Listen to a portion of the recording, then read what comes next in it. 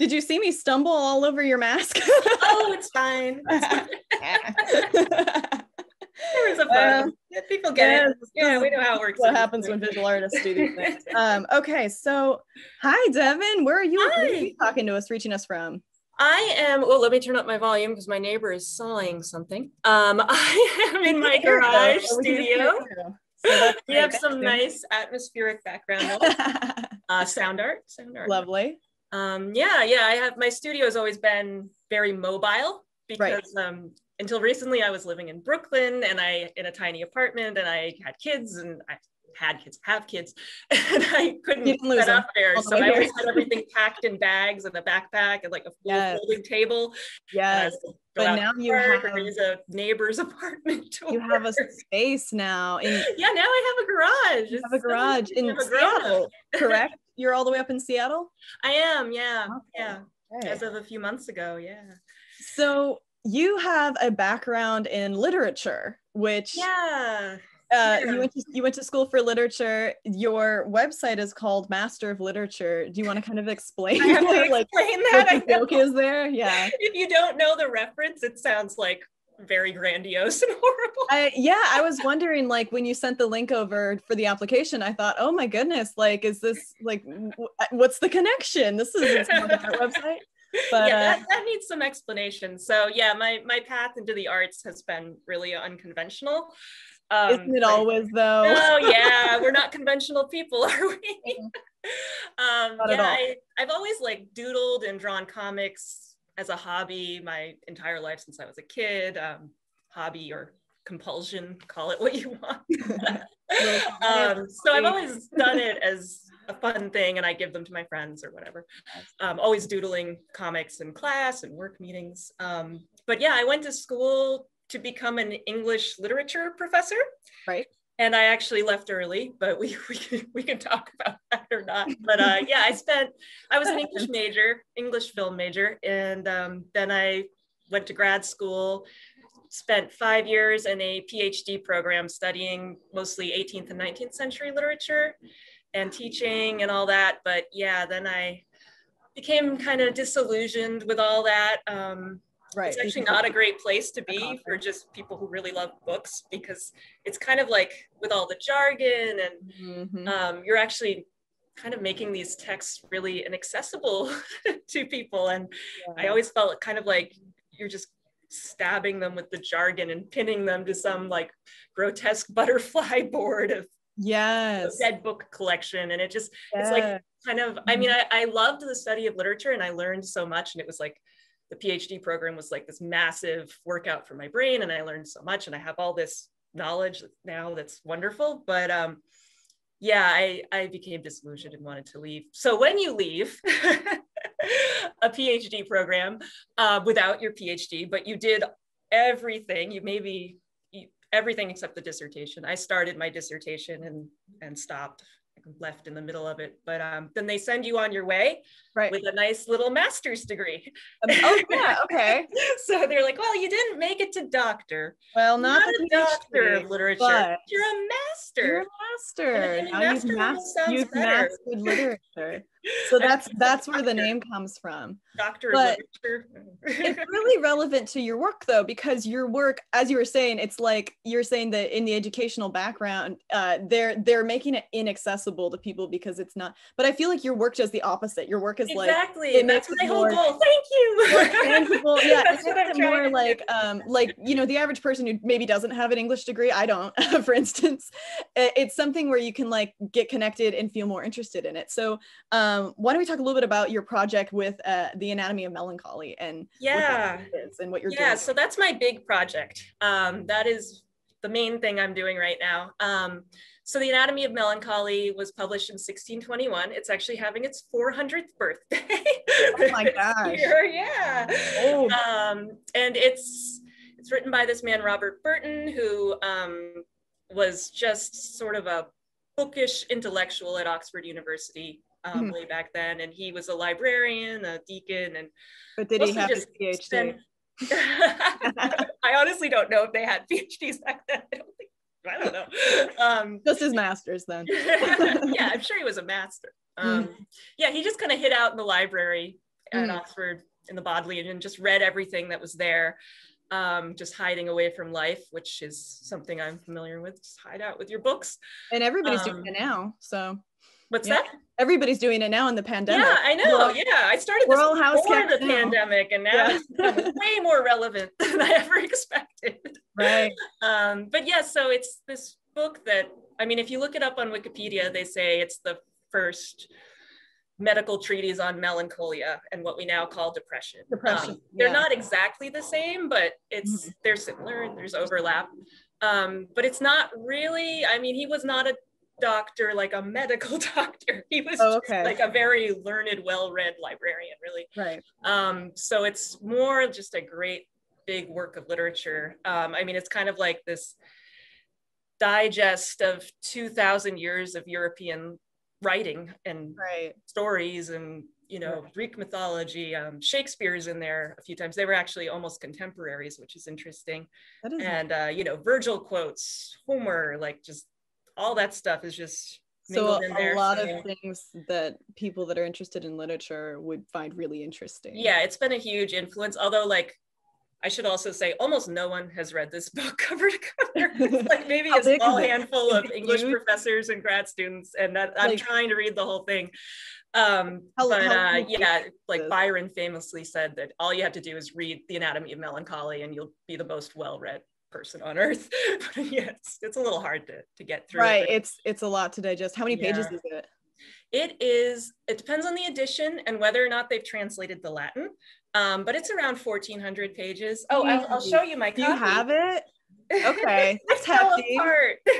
Oh my gosh, that's like a textbook.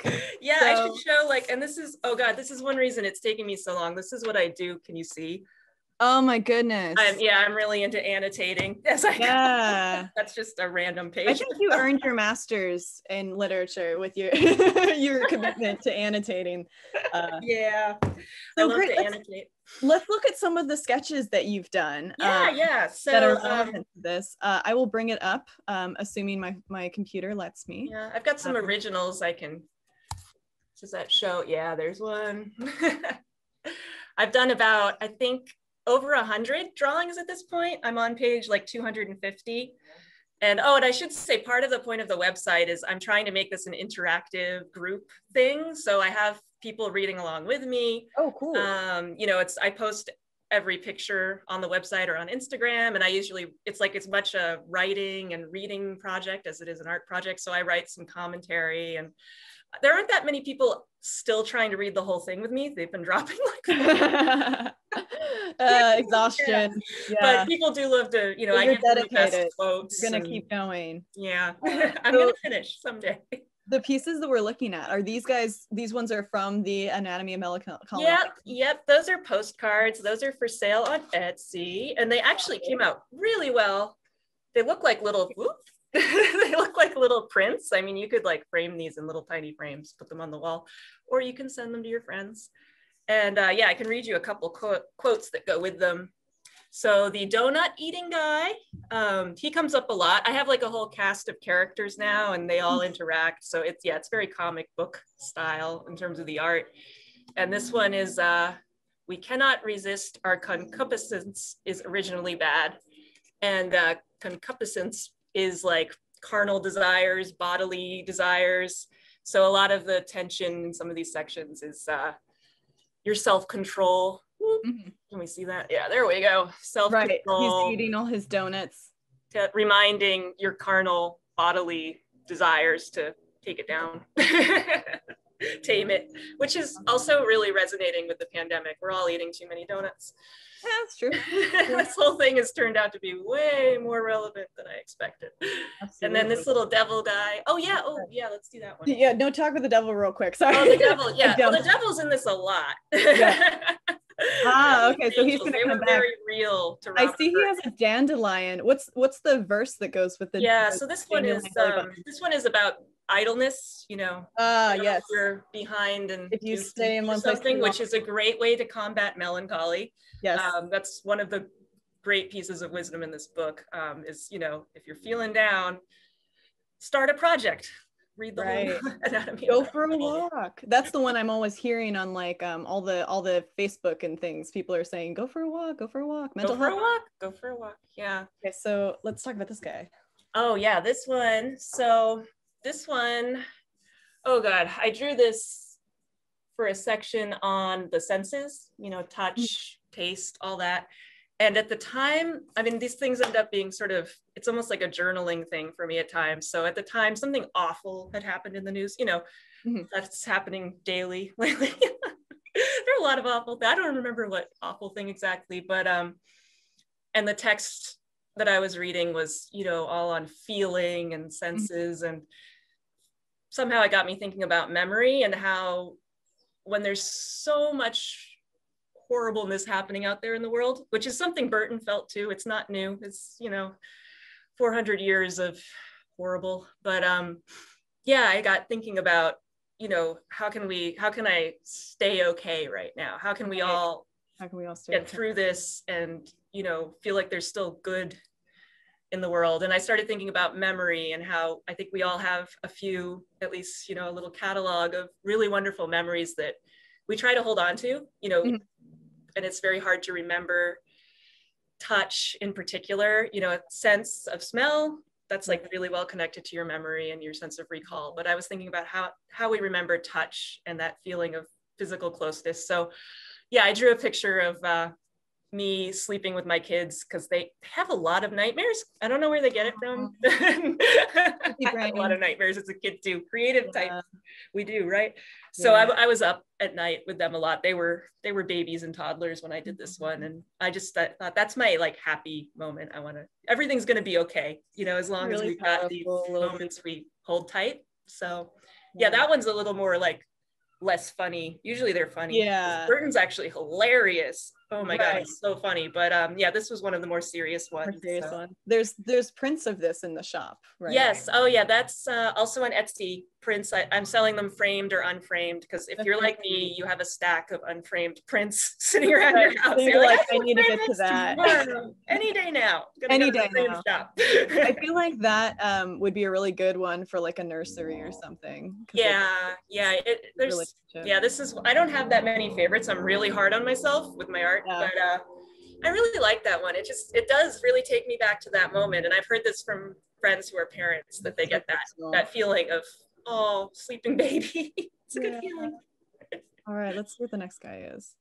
Yeah. Favorite of mine, actually.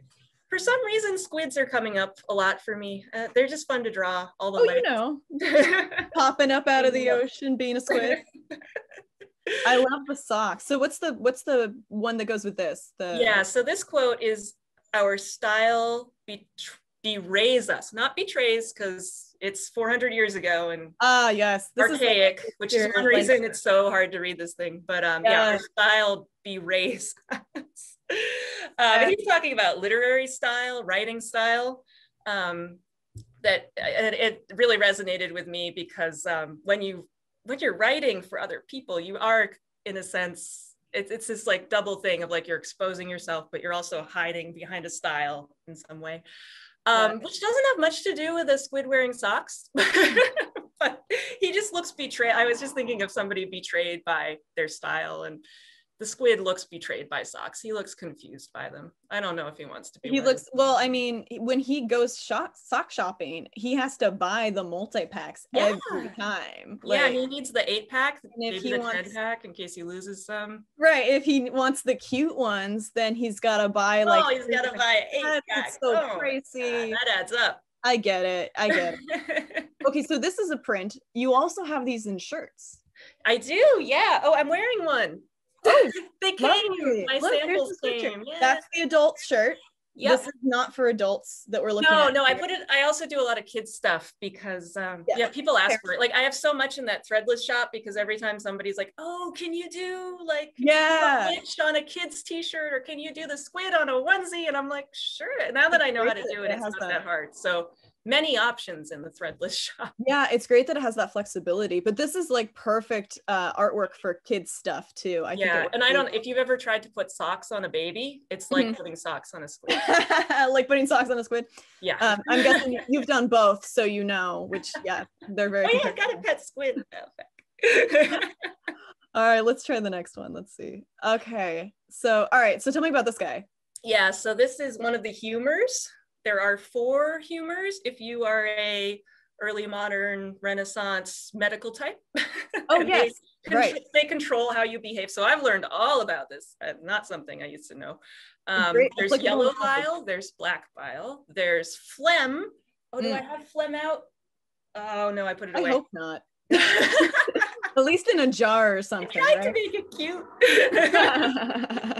Oh, you mean the teeth, the drawing. Yes. It's a struggle. So yellow bile, black bile, phlegm, and blood. This is blood. This is blood. And he actually has a lot of nice things to say about blood. So I mean, like kind of cute and snuggly. Black bile is the melancholic. Oh, I'll show you. I do have black bile. So of course, this is actually my Melancholy character. So he's in probably at least half of the illustrations. Yeah, he's a cutie. Cool. Yeah, that was really cute. That's a lot cuter than black bile sounds like it would be. Ooh. Oh, that's neat. Yeah, there's a lot in there about witches. They can make you melancholic, so watch out. Of course, you got to watch out for the witches. Yep. All right, so let's see. And then I don't have an actual, I have that one. And what is this guy? So this is the sensible soul. Ah, yes. Which is divided into 3 parts. He's so precise about these things. It's amazing. I mean, this guy, talk about overthinking. I mean, I think this is why so many people, not so many people, just a few people really, identify very strongly with this book and with Robert Burton, because he's such an overthinker. He overanalyzes and categorizes every single thing, and he does it over and over again. He'll redo things he's already done. And this is why the book just drags on forever and ever and ever. I have that one. And that's the sensible soul, which is divided into 3 parts: the rational soul, the will, and the understanding. And maybe a year ago, when I had just read that section, I could have explained more what that actually means, but I can read you the quote and give you a taste of how Burton writes. Out of which definition we may gather that this rational soul includes the powers and performs the duties of the other, which are contained in it, and all 3 faculties make one soul, which is inorganical of itself, although it be in all parts, and incorporeal, using their organs and working by them. It is divided into 2 chief parts, differing in office only, not in essence. The understanding, which is the rational power apprehending the will, which is the rational power moving, to which all the other rational powers are subject and reduced. So that's a lot. Like, that's a lot. That's a lot to digest. You know, some people, I guess one reason I'm doing this too is I like impossible challenges. Like, you know, some people climb mountains. Some people join polar bear clubs and jump in the freezing ocean in January. I'm making myself read this and try to understand all of it. I feel like, like a mental workout. I feel like the illustrations for me, like after you read that, I was like, okay, I can follow this because I have a visual in front of me to like think. Yeah, the pictures help me work through it. Like, and I make diagrams too, you know, trying to sort out, okay, these are the different, you know, it's just, and that's why it's such an interesting work though, because what you're doing is you're making that connection with people, so it's a more like digestible like idea and connection to literature. It's really and cool. That's what I want to do. I mean, this book is actually really fun. I mean, and that quote, that's like the worst quote I could have read. No, that's fine. But it does give you a taste of what the book's like. But yeah, there's a lot in this book that's hilarious. There's a lot of wisdom. Like, my favorite quote so far, I think, is, "I write of melancholy by being busy to avoid melancholy." Yes. Because that's part of why I started this. I started it at a time when somebody I didn't really like got elected president. And I had just had my second child, and I was like, what world are we living Oh, yeah. And I felt very melancholic. Yes. So I started the project partly just in that same, with that same impulse of I'm going to work through this by the dandelions growing out of your stomach. Yeah. Like the devil man. Gotta yank out the dandelions and get up and make some art, do some writing, and absolutely, it just made sense somehow to read this massive behemoth of a book on melancholy while I was feeling melancholic, and everybody's like, "Isn't that making you more melancholic?" I was like, "But it's relatable. It's relatable." Yeah, very relatable. And yeah, it's hilarious. Like, I'll show you. So he has a lot of really good insults in here, especially insults directed at the current King of England, who he never names by name because that would be dangerous. But so my favorite one was a parasite. The parasite of the parasite. Yeah, of the parasite. Yeah. 3 layers. Actually, maybe even 4. He might be. Because who knows what is he too. I don't know. Yeah. Right. Oh, that's cool. So it's filled with a lot of humor. Yeah. Yes, absolutely. So, okay, so in your shop right now, you got 2 shops, but they're both accessible through your website, which we've put the link to again on our event page, just like all the other links. And so you can find, if you're looking for like apparel, masks, those are in the Threadless shop. Yeah, apparel and mugs. Oh, cool! And they have people wanted mugs. Yeah. If you want something to wear or something to put things in your face. Yeah. That's not a good. Yet. Don't use that as marketing. You want to match your mug to your T-shirt. Right. Exactly. Mugs and T-shirts are going to be in the Threadless shop. The Etsy shop has cards. They have prints. Yep, cards and prints. Yeah, I think I do occasionally sell original drawings. I'm keeping most of them, but sometimes like I'll draw the same one again, and just if you want a hand drawn actual piece of art. Oh, there you go. Yeah. Yeah. And then they could contact you through your website for something. Yeah, and I take special requests. As I was saying with the Threadless shop, it's filled with stuff because people write me and say, "Can you put That's a great thing for kids, and it's not that hard, so I just keep throwing more T-shirts. That's a great thing for like a kids room too. People could make a request for something particular that they want. Yeah. Very cool. Well, thank you so much for joining us. That was fascinating. Oh, thank you for having me. I mean, I tried to hold it in because I can ramble on about the melancholy and the purpose of literature for hours. Watch out. But I'll just... You expressed tremendous self-control. Very good. Okay, so thank you so much for joining us. Oh, thank you. Hey, thanks for watching. For more videos like this, go to the link here. And to support us, you can join the Patreon by going to the link below.